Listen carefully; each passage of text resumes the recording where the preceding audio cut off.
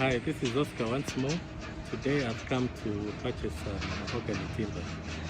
Now, mahogany comes from DRC Congo, so I'll show you some videos of how and where we buy this timber from.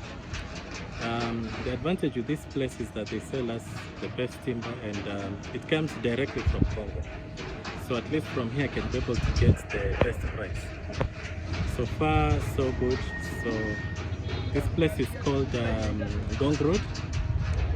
Here is where we purchase all our timber works from. So I'll be sharing with you shortly. How this timber looks like. So thank you so much, and keep subscribing to our channel. Okay. Hello everybody, as you can see, this is a timber yard. Yeah, this is where we buy our timber from. So I'll be sharing with you what we did with the mahogany timber. But what you're looking at right now is called jacaranda. I think it's from these sides of Meru, here in East Africa, Kenya. So this is how it looks like. So we'll share more on what we did with the timber. So I'll also share with you the machines that are used here for cutting timber logs.